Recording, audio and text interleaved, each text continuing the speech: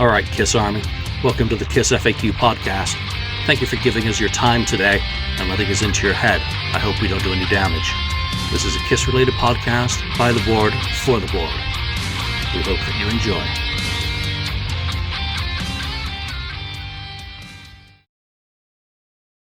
We'll check I'm hitting record this year. Good plan, because I do remember there was a little misstep. Yeah, we had such a good interview, and it happens, right? You're in the industry, things do occur. Exactly. So, Hold on 1 second. yep.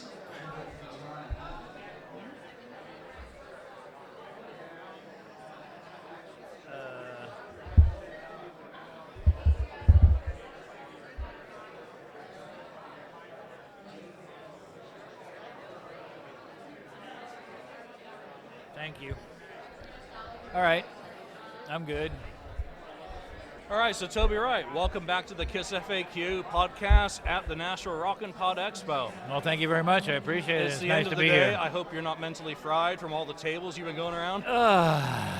Well, that says it all. All right, there we go. It's all out now. So since you're in a good place, in I a am. good mental state, we're gonna, talk a little bit about Carnival of Souls. Nuh-uh, really? Really? Sweet. I was just going to tell you that, you get to answer or ask any question, but about that record. Oh No, I'm kidding. No, it's one of those records that really flies under the radar. Yep. And what I like to do on our podcast and in the books that I've written is address some of these albums that haven't necessarily hit the mark in terms of what the band and or producer were aiming for. And I think Carnival of Souls is a great example of circumstances that overtook an album. True that. I agree. Would you agree with that? Oh, yeah. Because I've always been curious to ask you, at what point during the recording or mixing or mastering did you find out about the reunion? About halfway through recording. And what kind We of were in the effect did that guitar have? overdubs, if I remember correctly. Did that change the outlook of the band or their approach towards it? I mean, Bruce is a guy who gives 110% to whatever he does. Right. But did it affect the dynamic of how the band were working on that album at the time? No, definitely not. Because, I think it deflated a little bit of what was going on in the room at the moment. Mm-hmm. When Gene came back, I remember precisely when he came back into the room and, said, you guys stop for a minute. And then he made a little announcement, and everybody went from, oh boy, to, oh boy. Oh, right.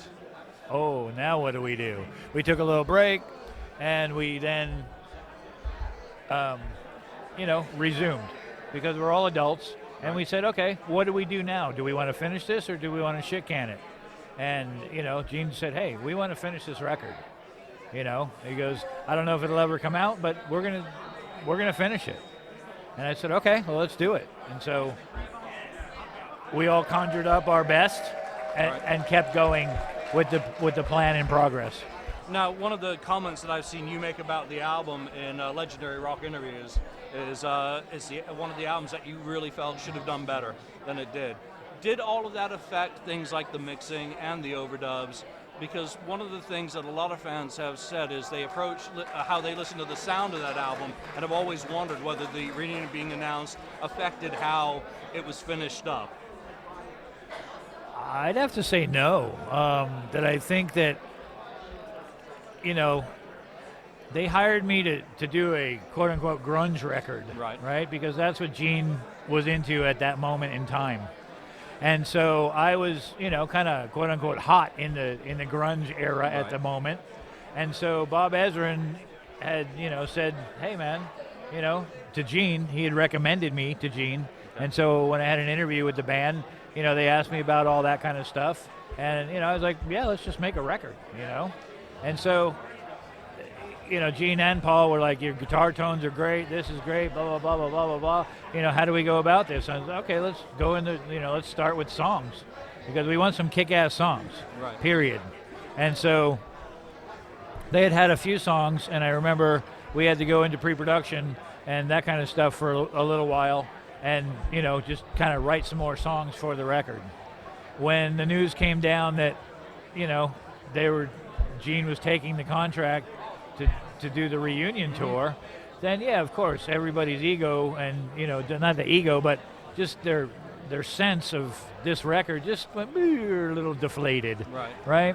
And so I think that, if they had gone on to release the record as scheduled and push back the tour a little bit, that they both would have had glory. Right. You know what I mean? Because it's, what's the word I'm looking for? I think that, when they shelved the record because of the tour, that it kind of hampered its sales and its ability to be one of the top Kiss records that there could have been, I think. Carnival of Souls is kind of considered more of a Gene album than a Paul album, whereas Crazy Nights was more of a Paul album than a Gene album. Okay. Would you feel that's fair to say that Gene was more in the driving seat in terms of the direction of the band in 1995? It was 95, late yeah. 95 that you were recording it. Yes. Yeah, because I was involved in Crazy Nights, as you know, and I know that was more of a Paul-driven record. And I remember being in the room with Ron Nevison at the time, and just all the conversations that went down in that room, and it's really interesting to think back on all that stuff, and I think that that as Kiss's career went from record to record to record to record, I think certain members were driving each one of them. Right. You know what I mean? And in the beginning, I'm sure it was both of them, almost holding hands going, yay, let's do this together. And then as they, got older and had more success and kept going, that, one guy would go, hey man, I want to really put this song on the record, and one wouldn't feel that song as much as the other would, and so he would take the lead. Right. And they, their relationship was such that, they allowed each other to do that. A natural ebb and flow of supporting each other and keeping the band moving forward. Absolutely. Instead of, putting a foot down and saying, no, this is my record this time, and you can't do that on it. They're smart businessmen, both of them. Oh, absolutely, without a doubt. I mean, I find it interesting you mentioned that you were brought into it to make a grunge album, and you kind of frame it as such. But was that the parameters that were described? Because Alice in Chains really hadn't quite started taking off at that point for you, because I think you did Jar of Flies with them. That was your first album. Correct. And that is 94. Right. And of course they'd broken out in 92. So did Gene say, I want to be Alice in Chains or Smashing Pumpkins? There it is. He and I got into a quote-unquote conversation, and he told me that he wanted to be Billy Corgan. I said, are you kidding me? You want to be the what? I said, you're a legend. You're Gene Simmons. You are Gene Simmons. This is Kiss. You are amazing. What are you talking about? You want to be this little guy from Chicago. And not that Billy Corgan is any less of an icon these days than Gene, but at the time, the Smashing Pumpkins were just coming up, and they were selling lots and lots and lots of records. So it out of that discussion came, you want to sell a lot of records like Billy Corgan. Right. Okay, well that's a little different than I want to be Billy Corgan. Right. Okay, so let's frame that as such, and not say that I want to be Billy Corgan, but I want to sell records again like Billy is doing now. Right. All right, and okay, we agree on that. So that little backwards intro to Hate, whose idea was that to throw in? Oh, his. Yeah. Gene's. That's Gene. Yeah. And Hate. I think Hate is a great song. Oh, a natural progression from Unholy, which had been the lead-off single to the previous album. Bruce, it's impossible to talk about Carnival of Souls, especially in 15 minutes, without talking about Bruce Kulick. Amen. How much of this album is in a Bruce album? He had co-writes on nearly every song on the album. His guitars are absolutely incredible throughout. He's recently shared some photos of his guitar and amp settings from stuff like I Walk Alone and Hate. Right. He sang on that record. And he sang. I mean, let's go to I Walk Alone. How did that come about that he ended up singing and making his debut lead vocal? Ooh, I don't remember the exact steps. Well, yeah. But, it's kind of difficult. But I think that since he had written that song, I think it was with a man named Kurt Cuomo. Yep.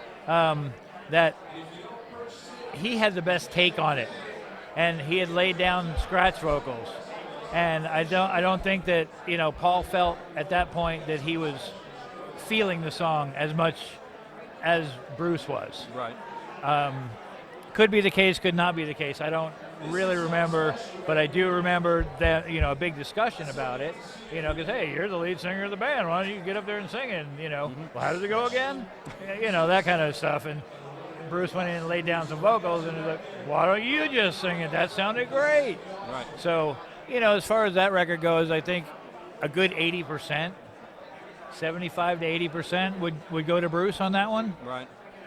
Because he was the catalyst pretty much to the whole thing. He has had that sucker in his heart.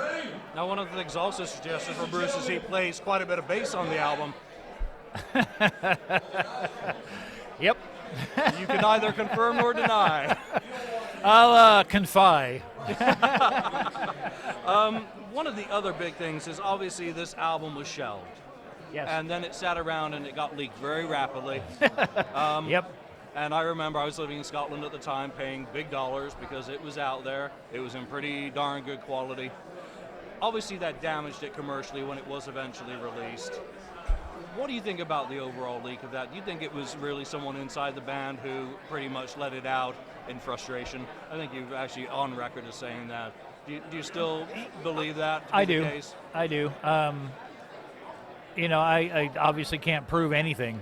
But, to be the biggest bootleg record in the world after such a weird turn of events, I'm a conspiracy theorist, but at the same time, I look at fact. Yeah, reality. And I think that, it possibly was somebody in the band and possibly not. Maybe it was one of their friends. I don't know who did it, because if I did, I'd bring it to light. Right. But I have no friggin' idea, but I have an idea that it was somebody close, because I've heard the bootleg recordings. Yep. They're pretty identical to what was released. Right. So somebody had to have their little paws on Someone something had somewhere. access to master qualities. Yeah, and it wasn't some guy in China on the street either. Fortunately. But do you think, had it not leaked, and I don't really like doing what ifs, but in this case I will, do you think it would have been received any differently when it was finally released in October 1997?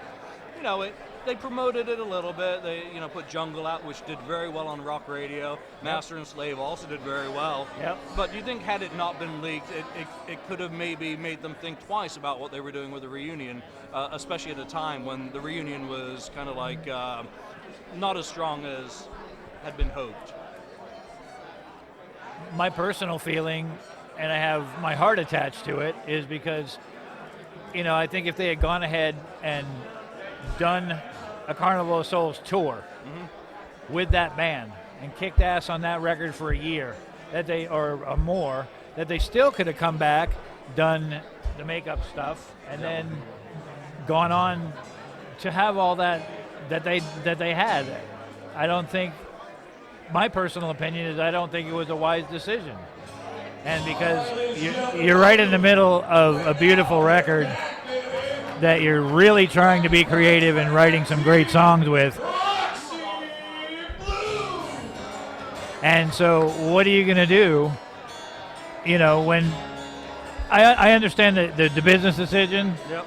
but on the same page, I also understand what you put aside to do that. And then when it got leaked accidentally, whatever, then that kind of just tells a bit of the story. All right, Toby Wright, we got music going on in the background. Let's wrap it up there. All right, it's crazy. Yep, thank you again for your time on the KissFAQ podcast. You take care. My pleasure. Thank you very much. I'll be back soon. Thanks so much. You bet. Nightmare. Bye.